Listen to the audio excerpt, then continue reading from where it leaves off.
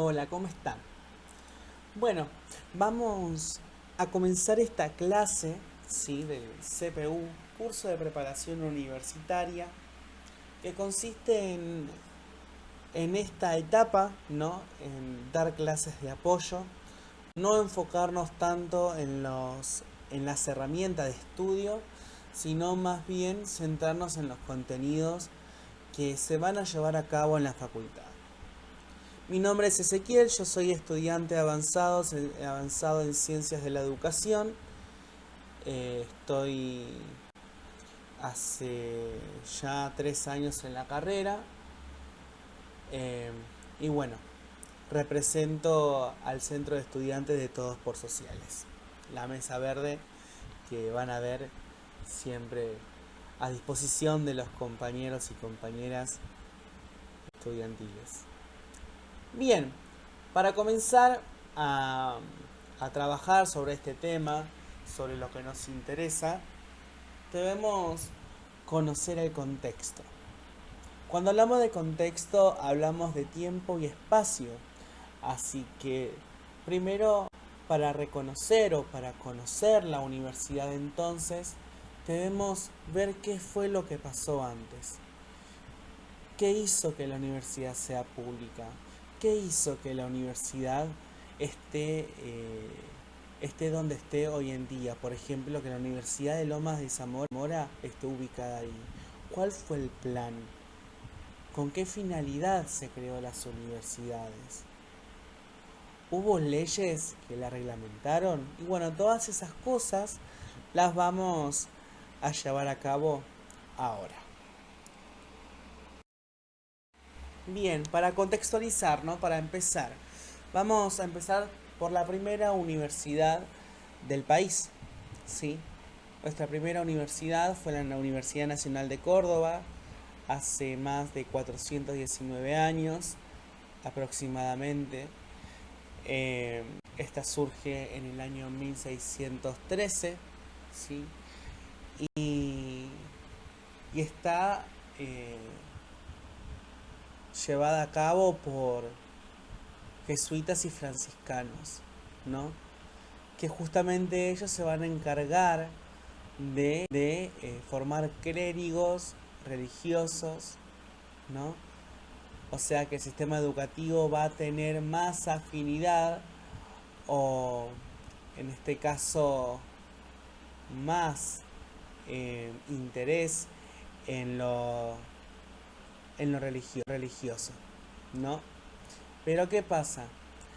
En la década de los 60 del siglo XIX, estamos hablando de 1860 en adelante, la Universidad Nacional de Córdoba sufre un cambio, que es la presión de la Facultad de Teología. ¿Por qué sufre este cambio? Bueno, porque justamente la sociedad estaba pasando por un cambio moderno. Pero moderno ¿en qué término? Moderno en términos de época o en términos de comprarme algo nuevo. Moderno en términos de época. La modernidad surge en el siglo XV y XVI y finaliza o se consolida a partir del siglo XVIII y XIX. ¿Sí? Es un movimiento social y cultural que va cambiando la perspectiva o la mirada de la sociedad desde lo religioso a lo racional. O sea, se deja a un lado el pensamiento racional, el pensamiento teológico, y se pone en énfasis lo racional. ¿Y qué pasa? La universidad, en este caso, tiene que empezar a apegarse a los cambios modernos. Por eso tiene mucho sentido.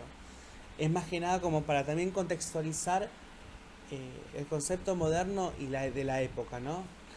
Se empiezan a organizar para formar la Facultad de Derecho. Después, en 1821, va a surgir la Universidad Nacional de Buenos Aires, en donde el presbítero Antonio Sáenz va a ser el primer rector de esa universidad, y la facultad Va a llevar 6 departamentos: primeras letras, ciencias exactas, jurisprudencia y entre otras. Eh, esta universidad es llevado a cabo por un gobernador provincial, ¿sí? Que intentó, bueno, obviamente centralizar la Universidad Nacional de Buenos Aires en la capital, ¿no? De la producción y demás. Bien, ahora bien, estas dos universidades estaban reguladas por una ley que fue llevado por el senador, obviamente, Nicolás Avellaneda. Bien, esta ley lo que hacía era dejar, ¿sí?, que todas las decisiones se llevaran a cabo, o sea, todas las decisiones políticas, educativas, estén a cargo del Poder Ejecutivo. El Poder Ejecutivo sería la presidencia en ese entonces, ¿no? El Poder Ejecutivo en ese entonces estaba dominado, ¿sí?, por la oligarquía, ¿no? Un grupo, una minoría, ¿sí?, que obviamente tenía la concepción de que ellos son los únicos que pueden decidir, que pueden manipular las decisiones políticas, económicas, culturales y sociales, ya que están especializados para eso.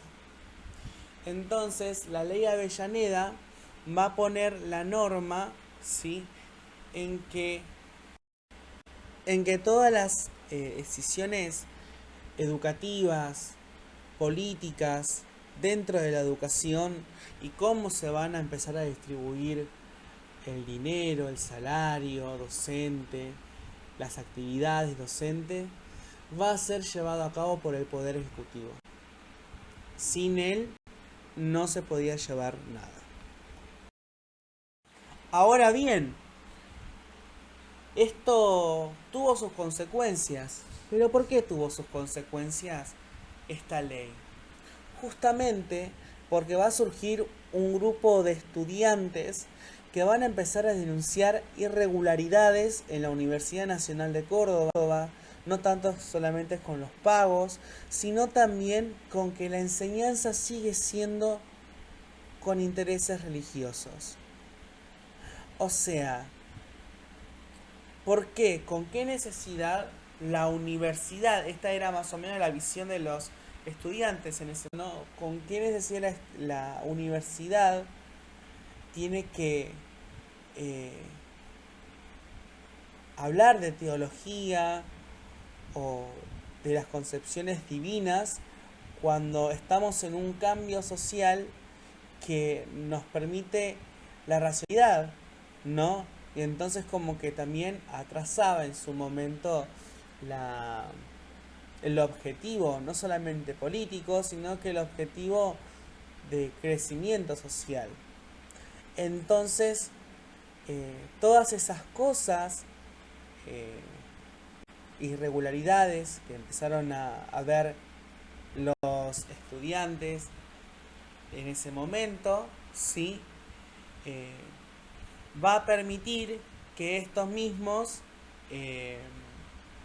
hagan una huelga, ¿sí?, en el año 1918 y terminen interrumpiendo la elección del decano y de los rectores, perdón, del decano no, impiden la elección del rector.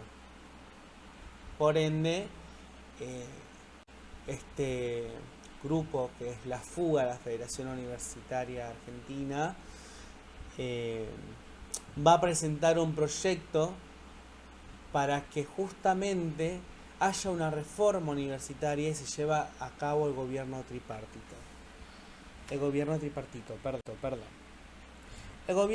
tripartito lleva a cabo el cogobierno estudiantil, la autonomía política, docente y administrativa de la universidad, la elección de todos los mandatos de la universidad por asambleas con representación, profesores, estudiantes y graduados, la selección del cuerpo docente a través de concursos políticos aseguren la amplia libertad del acceso al magisterio, la fijación de mandatos con plazos fijos, la gratuidad de la enseñanza superior, la libertad docente para poder decidir cuáles son los temas que se pueden dar en su momento eh, en las universidades, la asunción por la universidad, la implantación de cátedras libres, la libre asistencia de las clases,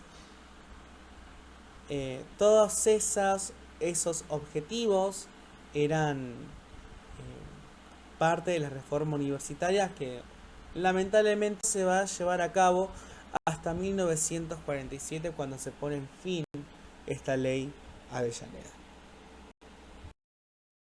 Con la llegada de Juan Domingo Perón a la presidencia empiezan a surgir un montón de políticas educativas y de ascenso social. De ascenso social justamente porque con la posibilidad de que los hijos de obreros puedan acceder a la educación superior, les permitía que estos puedan acceder a nuevos sueldos remunerados una vez terminado estas clases, ¿no? Este curso que los prepara profesionalmente a ellos. Y de políticas educativas, ¿por qué? Porque justamente existe el fin de los aranceles, que en su momento todos tenían que pagar para ingresar a la educación superior, a las universidades, y en este momento se ponen fin los aranceles donde la Universidad Nacional de Córdoba y de Buenos Aires y las demás que van surgiendo son públicas. Y de ahí vamos a desarrollar las leyes, ¿no? En los años que Perón gobernó la Argentina, durante su primer mandato, se aprobó la ley 13.031 en el año 1947, que cambió las bases de la estructura universitaria nacional. La ley 14.297 en el año 1954, en el periodo de su segundo mandato, que creó la Universidad Nacional de Obreros. El decreto de 1949 también en su segundo mandato, 29.337, el decreto que significó justamente lo que estábamos hablando recién, el fin de los aranceles y el comienzo de la gratuidad universitaria, que justamente van a ser una de las políticas públicas más inclusivas en materia de educación, y la ley 13.031 que justamente va a poner final, o sea, va a poner fin a la ley Avellaneda con la ley 1331. En este entonces se empieza a llevar a cabo lo que es el gobierno tripartito y también una ampliación en la matrícula educativa con un mayor número. ¿Qué quiere decir esto? Que van a haber más alumnos de los que había antes. Si antes eran 20.000 de manera anual, se esperaba en otro año, cuando se aprobó la ley sobre el fin de los aranceles, eran 150.000 y muchísimo más. O sea, por eso era una de las políticas más inclusivas en ese entonces. Perón había tenido muchas políticas públicas, no solamente en la educación, sino que también en otros ámbitos dentro de sus políticas. Pero justamente mucho de esto no se pudo llevar a cabo en el año 1955, cuando surgió un golpe de Estado llevado por Aramburu y Leonardi, ¿sí?, que van a reimplantar por un tiempo la ley de Avellaneda, pero que después la van a reemplazar por el decreto 6.403, que justamente les dicen, es una manera de decir a los docentes: pueden hacer todo lo que ustedes quieran, pero siempre a disposición de la nación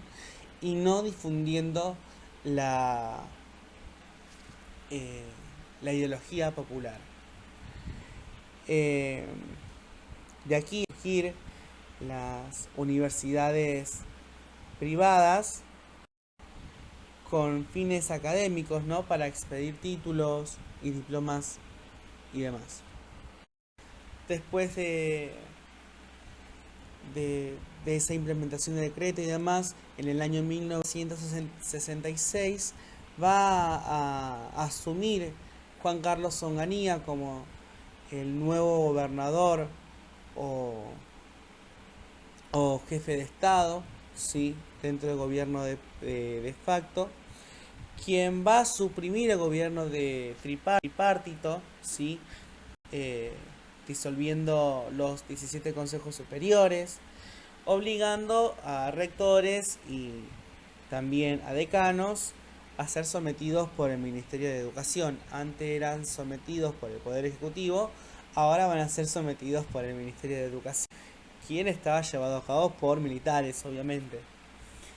Entonces, una vez ocurridos esos hechos, va a tener otro plan en el año 1967 con la ley orgánica que busca descentralizar y depolitizar las universidades, ¿no?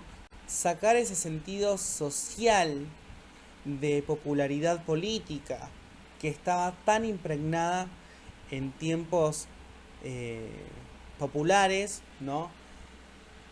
Como el peronismo, para que tampoco se le haga una reta y demás en su gobierno. Pero bien, esto se intentó llevar a cabo, pero no se pudo, ¿sí? Pero después aparece Tacchini con el nuevo plan de universidades que proponía no justamente crear nuevas universidades en diferentes puntos de la provincia de Buenos Aires para que esta ley orgánica se pudiera llevar a cabo. Una vez terminado este gobierno de facto, volvemos a un nuevo peronismo con muchas más alianzas, ¿no? Y con nuevas miradas ante la educación. Se lleva a cabo la normalización de universidades, ¿sí? Y la vuelta al peronismo, pero justamente este hombre no va a durar mucho porque en el año 1974 fallece el 1 de julio y después asume la presidencia María Estela Martínez de Perón. Esta ley, bueno, justamente de normalización para las universidades procura compatibilizar las ideas de las agrupaciones peronistas hegemónicas en el ámbito académico. Y no solamente eso, sino que también la universidad está obligada a hacer aportes necesarios y útiles para el proceso de liberación nacional ocurrido después del gobierno de facto. En cuanto al gobierno y a la administración de las universidades, la participación de todos los sectores de la comunidad universitaria, docentes, estudiantes, personal no docente, van a ser ejercidos, ¿sí? Ejercidos acá a este proceso de liberación. Después, en el gobierno de María Estela Martínez de Perón, van a surgir cesantías masivas de docentes y expulsiones de alumnos, con el cambio del Ministerio de Educación que va a tener esta mujer, María Estela Martínez de Perón, ¿no? Y que va a empezar a traer muchas dificultades también a su gobierno. Bueno, y después de eso, un grupo de estudiantes que fueron a reclamar el boleto estudiantil fueron justamente asesinados por reclamar un derecho, por agitar, por no cumplir los objetivos o querer bloquear los objetivos de la reorganización nacional, fueron asesinados por esta gestión, por este gobierno de facto. La historia famosa llamada la Noche de los Lápices.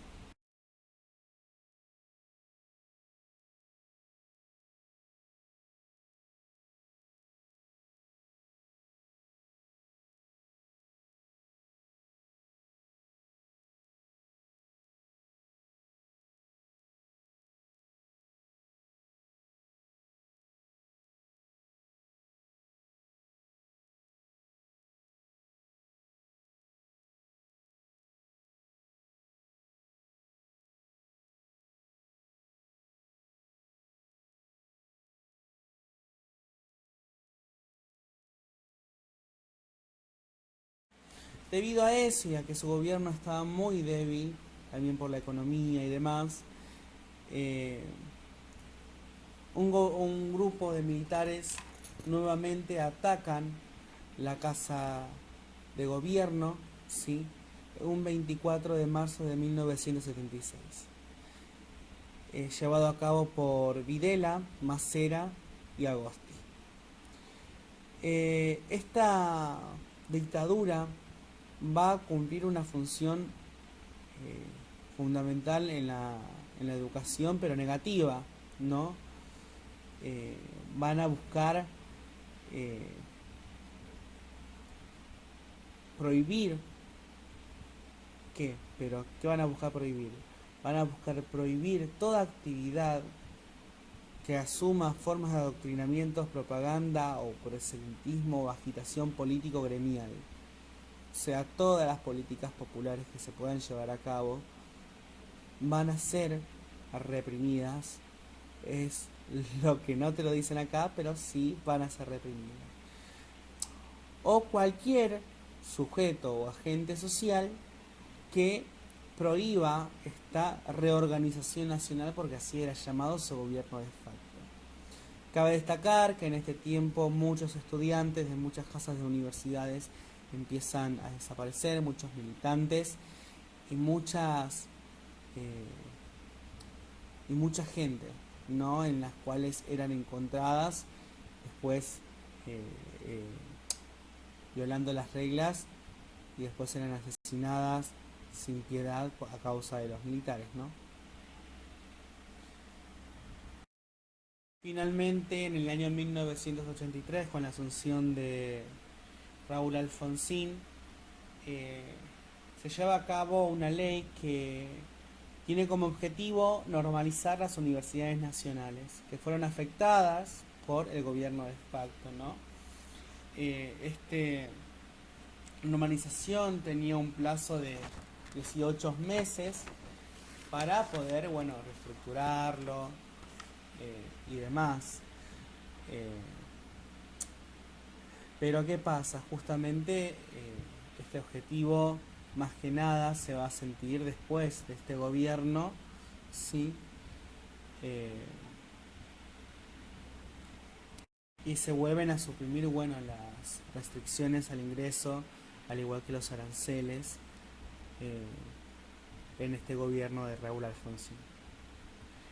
La ley vigente, sí, que va a ser la ley que justamente se va a sostener en el tiempo hasta el día de hoy, se vuelve a llevar a cabo el gobierno tripartito en las universidades.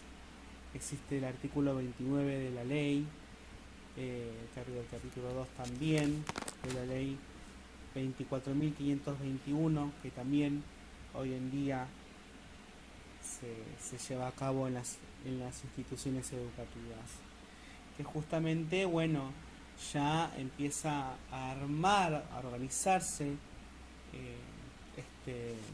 este sistema educativo para poder llevarlo a cabo de manera eficaz, ¿no? Con los estudiantes, con los docentes, con los maestros y agentes sociales que pertenecían a ese sector educativo. Bueno, y es así como pasamos por todas estas cosas para que podamos hablar y contextualizarnos también con la primera universidad pública del conurbano. Bien, la creación de la Universidad Nacional de Loma de Zamora se llevó a cabo tras la dedicación y el esfuerzo y académicos, de los habitantes también, de los funcionarios comunales y provinciales, que confluyeron un anhelo para poder llevar a cabo la primera universidad nacional en lo que es Lomas de Zamora. Bien, pero ¿qué fue también lo que impulsó en realidad? Fue este plan Taquini, ¿se acuerdan que estábamos hablando? Que buscaba justamente crear nuevas universidades en diferentes puntos del conurbano. Se quiso llevar antes a cabo, pero bueno, fracasó y se llevó a cabo en el año 1960 en adelante con otras universidades más. Este plan tenía también el concepto de descentralizar y depolitizar las universidades nacionales, y la Universidad de Lomas iba a ser justamente el objeto de descentralización de esas universidades. Tenía pensado que la universidad se iba a llevar en Quilmes, pero se contempló y se llevó en la Universidad Nacional de Lomas de Zamora. Su primer sede fue en Banfield, y sucesivamente va a seguir mudándose hasta llegar al lugar donde nosotros conocemos, que es Santa Catalina. La universidad fue llevada por la ley 19.888 por el Poder Ejecutivo Nacional, ¿sí? creada en 1972. Se sancionó, se promulgó su ley y fue encabezado por Lanús y por otros políticos más que representaban en ese momento el gobierno de facto, ¿no? Y es así que la universidad empieza a pasar por diferentes etapas. Primero por la etapa fundacional, en donde dice su primera edificación, que fue en Banfield, como habíamos dicho recién. Cursarían un ciclo básico tras haber realizado el ciclo de formación universitaria. O sea, ¿qué quiere decir esto?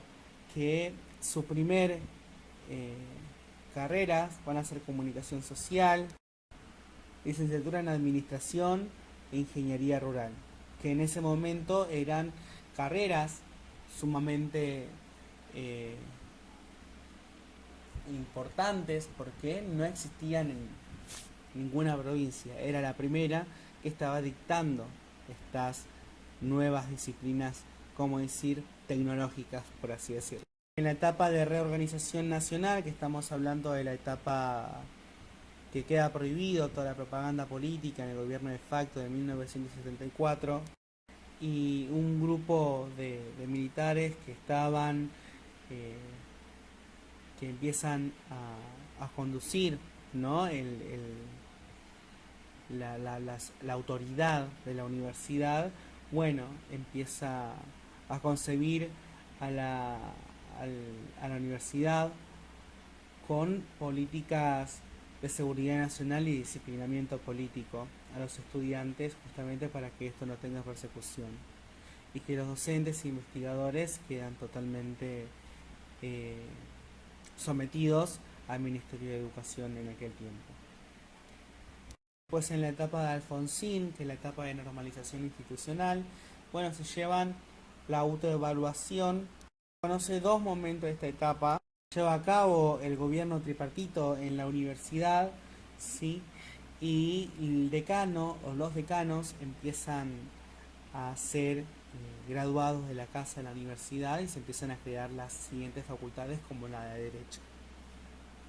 Así que la última etapa de consolidación, bueno, se sigue caracterizando por el desarrollo de un proyecto orgánico institucional y logra ampliar su oferta académica, y todos los rectores siguen siendo parte de la casa, ¿no? Fueron graduados de esta casa. Así que nada, esto es todo. Espero que hayan podido entender. Cualquier duda pueden comunicarse con nosotros en nuestras redes sociales, en el Instagram como Todos por Sociales UNLZ, y bueno, y así poder sacar dudas y demás. De todas formas, vamos a estar enviando formularios, actividades para que ustedes se puedan conectar, se puedan sacar dudas y todo lo demás. Nos vemos el sábado.